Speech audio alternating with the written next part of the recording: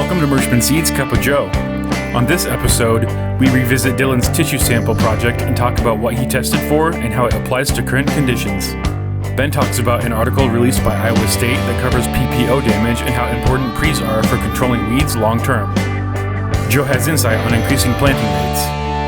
And happy Memorial Day from everyone at Merschman Seeds. Hi, this is Joe Merschman. Welcome to Merschman Seeds Cup of Joe. Today we have Ben, Lynn, and Dylan, and Lynn's going to start first. Yeah, so Dylan, you had a special project last year when you joined us as an intern, and I think right now it's a little bit relevant to the time of anyone who planted in that first opening window that we had in that 12, 13, 14 time frame, as far as looking at tissue samples and what the crop response to certain fertilizers are. So when we look at doing these tissue samples, so when did you start the project last year, and when did you start kind of seeing either deficiencies or stuff like that kind of show up? Yeah, so we started when corn is a little bit, it was around V3, so it was a little while ago. I guess corn was in later last year than it was some of that earlier planted corn, so it was probably pop can height when I started, and then we worked up all the way till black layer. But I think kind of what I want to hit on today is sulfur. We're kind of starting, guys are starting to side dress, or they're already starting to finish up depending on kind of where you're at. But I started seeing sulfur deficiencies almost from the get-go. It seems like either guys we didn't put on enough kind of in the fall or ahead of where we wanted to be prior to side dress. So I think that's what guys need to start paying attention to, is really trying to get that out ahead of time, or we need to start thinking about adding that or putting even more into your fertilizer mix.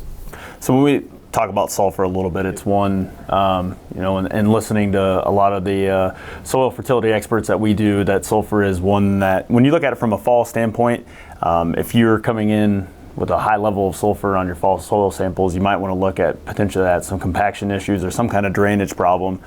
So it's not necessarily uncommon to have sulfur deficiencies, because it's a very mobile nutrient in the soil.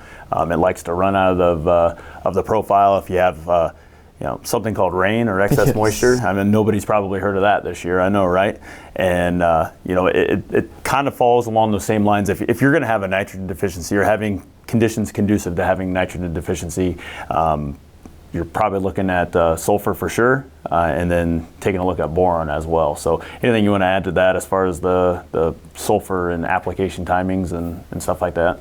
When you're looking at what deficiency of sulfur looks like, sulfur is it is going to be immobile in the plant. So like nitrogen is mobile in the plant, so you will see deficiency symptoms with nitrogen start at the bottom of the plant and work its way up. So if you're out there looking at yellowing corn, the sulfur deficiency will happen at the top of the plant. So you'll see it out of the newest leaves essentially. So be paying attention. Obviously, if you're seeing the deficiency symptoms, you're already seeing a yield penalty associated with that, so you want to stay ahead of it, like what Dylan was saying.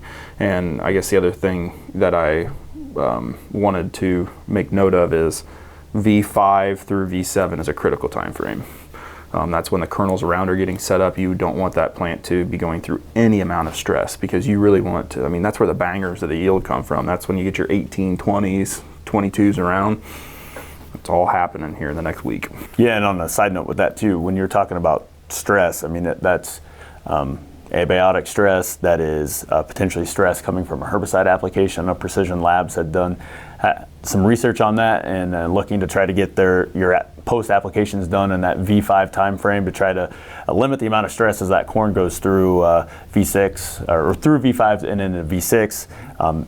Fertility, you basically want the goodies there, because we're already well on our way to determining the yield potential when we get to V6, and we're getting the growing point up out of the ground. So at that point in time, it is very critical for us to set ourselves up for a very productive corn plant for the rest of the season. It's you did some side dressing over the weekend. It's probably a lot easier to side dress at that V4 time frame versus you had stuff probably into that V5, V6 range of just being able to see down the road and row and give a good application there. So anything else when you're looking at, we talked a little bit about boron. I guess when you were looking at the samples, what did you see, anything else besides maybe sulfur that was consistently low? Yeah, so I would say you kind of hit on boron a little bit. That was, besides potash, boron and sulfur were the next two that I felt like we really needed to focus on. We know it's a critical time as we get later into the season, but also we need to make sure that that plant's not struggling any time throughout the year. So I think with the amount of moisture we've had already this spring, we need to make sure that our roots are they're going deep enough. I know that's kind of easy thing to say, but it seems like last year we had a little bit drier planting conditions, and it kind of forced those roots to go down and get moisture. Well, this year we've stayed wet, and hopefully everything will keep moving down with it. But chances are some places everything's going to kind of go down to a point where it finds everything and stop. So on that, you've done a little bit of nitrate testing. What are you finding out on Southeast Iowa where we're looking at for nitrates? Yeah, so it seemed like these particular fields, it was still a little higher than what, like even previously last year. We had some nitrate testing done. I feel like we need to be careful kind of how we think about things because of all the rain. Everything comes down to all of our moisture and when our nitrogen was put on. So I think if we kind of think we've gotten past that 16 inches of rain kind of for the season, that we need to start thinking about adding a little bit more because it's just simply not there. And those most vulnerable would be the guys, that put on fall applied one, single shot. That's their program. Probably need to look at doing some sampling and checking out what you got in that profile because some of the long-term John Felt's weather with the Blue Wave Outlook, Eric Snodgrass on Nutrient are both kind of talking. We might have a little bit of a hot but still wet summer. So to your point, when you're talking about roots going down into the soil profile and trying to scavenge for that nitrogen, if it gets to where potash is fine and everything else is what it needs adequately, it's probably not going to scavenge too much when we're dealing with that. Plus some less than ideal planting conditions, and we get into tomahawk roots and all that we talked about last week. So correct. Zinc is another one that looks a lot like sulfur deficiency, and it's immobile in the plant, so it's going to show up in the newest leaf. So keep your eye out, and if you're curious which one you're deficient in, tissue sample is the best way to figure that one out. So, what do you got for us today, Ben? Iowa State released an article on Friday talking about pristine beans or good weed control. Take your pick.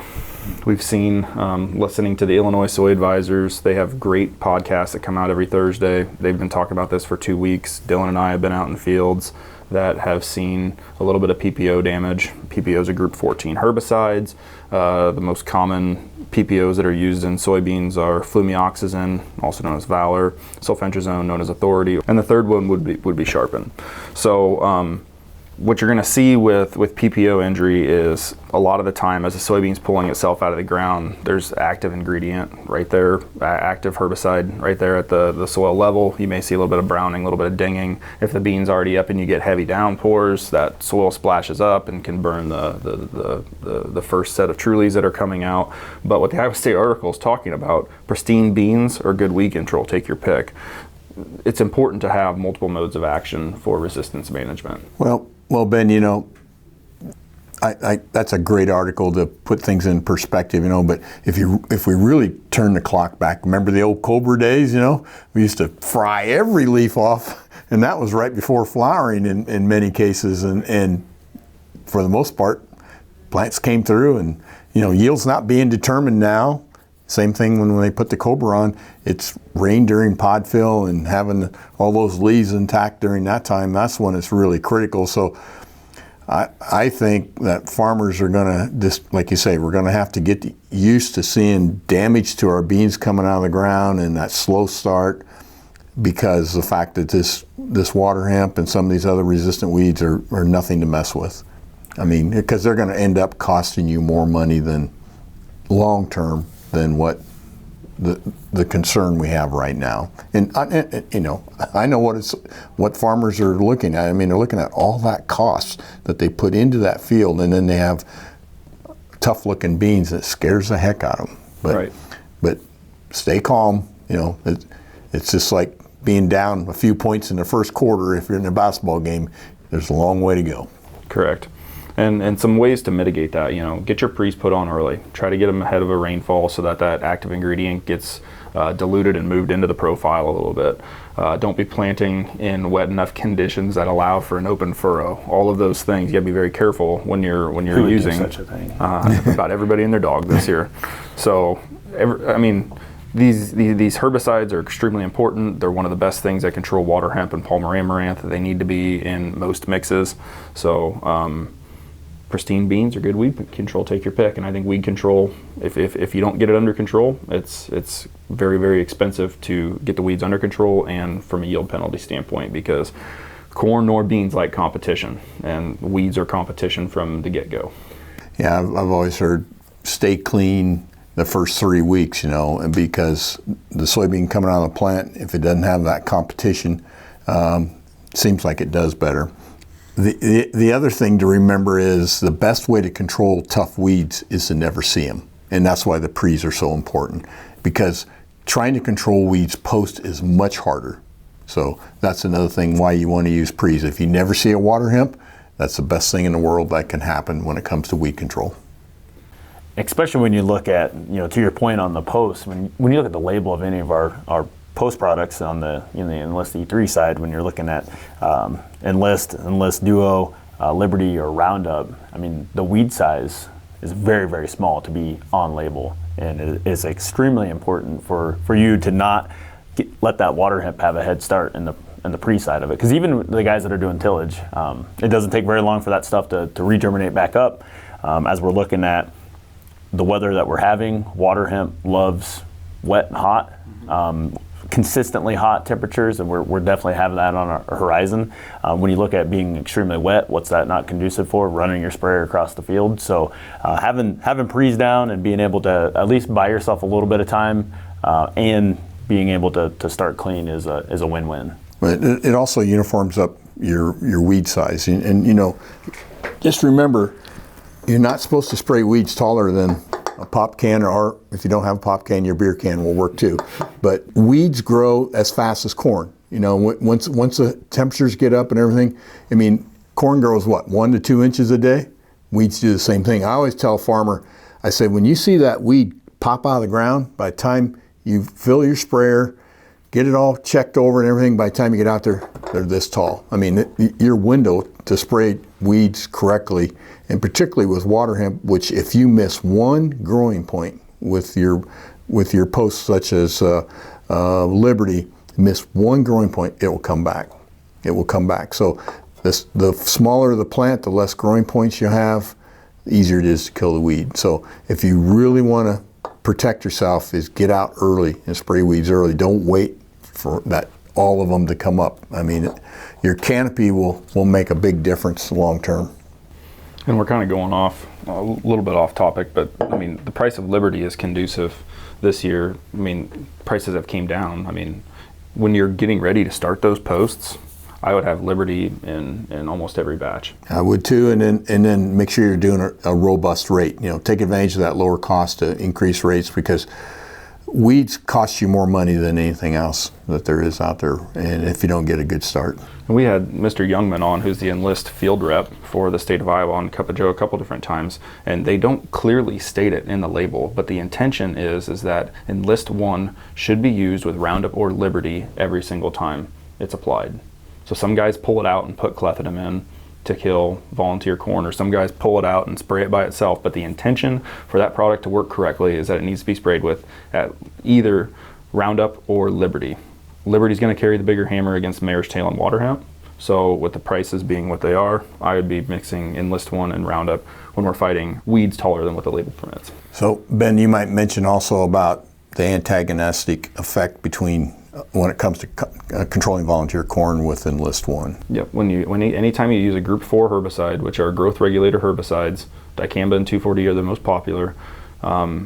Products that kill volunteer corn, like your FOPs and your DIMs, it's an antagonistic effect. So if your rate of clethodim is 6 ounces per acre, you want to up that rate by 50%. So you want to be spraying 9 ounces instead of 6, because there's an antagonistic effect. The corn dies slower. Sometimes it doesn't die at all. If you don't have the right growing conditions and the corn is stressed, that pushes you to even use a higher rate than the 50% higher, because a stressed plant doesn't die as well as a healthy growing, actively growing plant. Yeah, those are all things that by the time you get done and you learn about it, it's too late. So, as you're planning your post soon, it's a great idea to, if you're going after volunteer corn, to remember that. Yep, and if you're in a corn rootworm area, volunteer corn is as bad as having corn on corn, because your rotated acres, the rootworm will infest that volunteer corn plant, and it will be there again next year. And you didn't cut the chain in the cycle. It's like a green bridge, When you're cycling away, most of the time that makes your corn rootworm problem going away. But if you have a bunch of volunteer corn out in the field, you're not helping yourself. So kill the volunteer corn. It's not just aesthetically unpleasing. It is damaging to yields. And the last little thing that I had here for you, Joe, is ILSoyAdvisor, which I really like. They put a podcast out every Thursday. Suggest everybody go watch that. They give a update on how the state of Illinois is doing and talk. They have 6 agronomists, really intelligent people that talk about all the going-ons, kind of like how we do here on Cup of Joe. One of their articles was talking about late May planted soybeans, 3 to 5% increase in your population. We recommend that as well. And then once we go to June 1st, they recommend a 10% increase in populations to help maintain yield potential. Yeah, and we said this many times on Cup of Joe, but just to review it again, soybeans are short day plants. They mature as the days start to shorten up. So in other words, we're coming up towards the end of June, which is the longest day of the year, and then our days start shortening up. And that triggers them to start to go into reproduction. So the reason why you're increasing your planting rates now is because your plants are not going to get quite as tall, so you need more plants out there to basically canopy. And basically why you want that is because sunlight's never wasted, in my opinion. In other words, if you don't have that canopy, you're going to have a weed there. So increase your rates as you get later. Every week it gets later, just keep pushing that rate up, because you're going to have shorter plants, and you need as many node locations as possible to contribute to that yield. So soybeans are a short day plant. They'll start to flower and start going in reproduction. And the other thing, as the days get shorter, but the other thing too is, stay with your full season varieties. It's just the opposite of corn. In soybeans, you want to plant the fullest season variety. You have guts to plant that can beat frost. And as you know, we've talked about it on Cup of Joe in the past, is that our frost dates seem to be pushing back farther in the fall. Now, this year, they'll prove me wrong, but because of that, seems like we're getting an extra week in the fall. So stay with your full season. The latest soybean, and I'll tell you a little story, in my younger years, we had a variety called Richmond, which was 4.5. And we planted that north of town on June 20th, a 4.5. And back then, my uncle was farming the field right next to it. He planted Shawnees, which Shawnees was like a 2.7, 2.8 on June 20th. The Shawnees never closed the row. They got real close, but didn't quite close the row. The Richmonds, the 4.5, got very tall, robust, closed the row. But I can tell you, on September 20th, I was sweating bullets because it was still pretty green yet.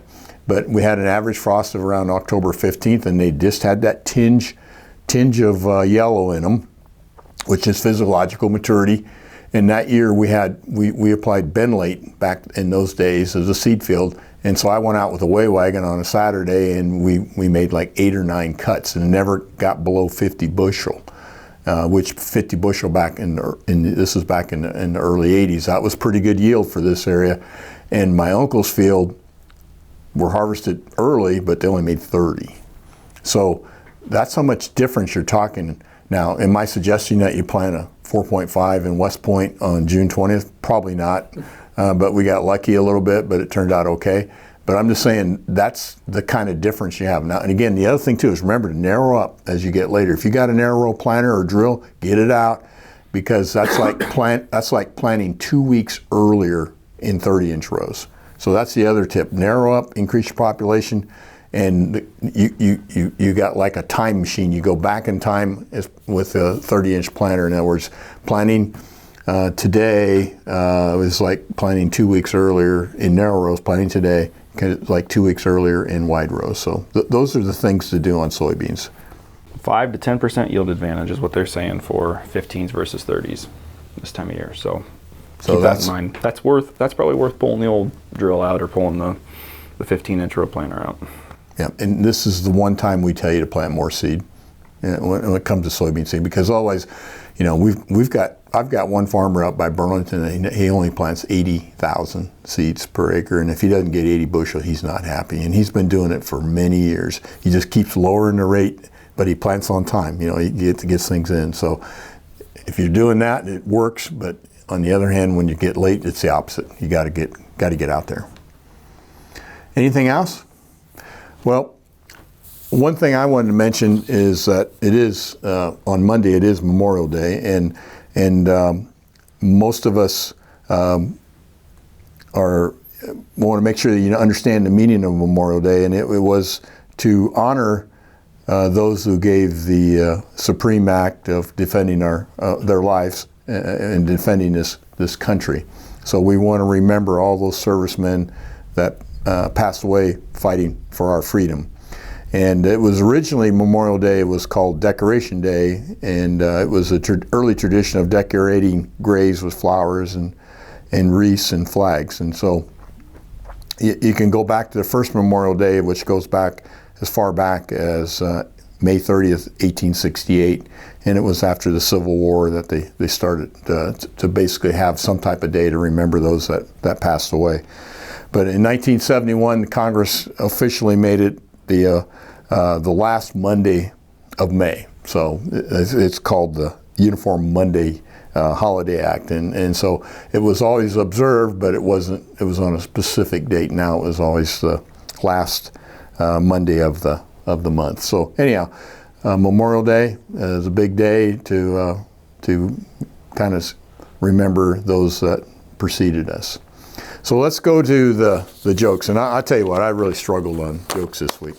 And I said, when you struggle, you go back to the basics, you know what I'm saying? So I said, we got to bring the bar jokes back, because they tend to basically always be a big hit. Now, we'll see today, okay?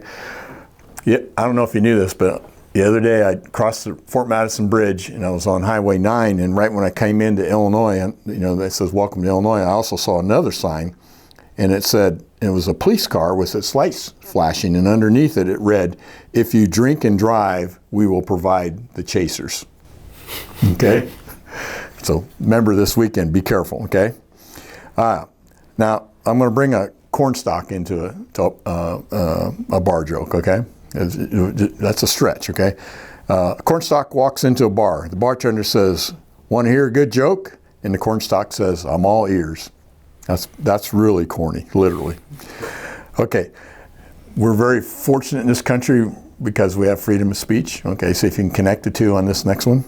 A North Korean walks into a bar, and the bartender says, "How's it going?" And the North Korean says, "Can't complain." Can't complain. Okay, I'm building up for the good ones now, okay? A snake slithers into a bar. The bartender says, "I'm sorry, I can't serve you." The snake asks, "Why not?" The bartender says, "Well, it's because you can't hold your liquor." Okay. Last one. Surely that one deserved a chuckle. Okay, here's the last one.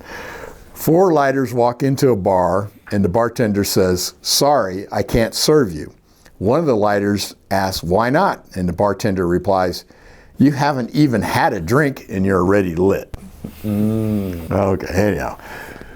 Thanks for putting up for these bar jokes. I better go back to the basics or somewhere else. Anyhow, today we sincerely appreciate your business. It's been a rough spring for a lot of you, and I know some of you are still fighting to get your crops in, and some of you are fighting wet spots and we're sending out replant right now to help farmers get that crop in. We sincerely appreciate your business. We hope your family is safe and healthy, and we'll see you next week.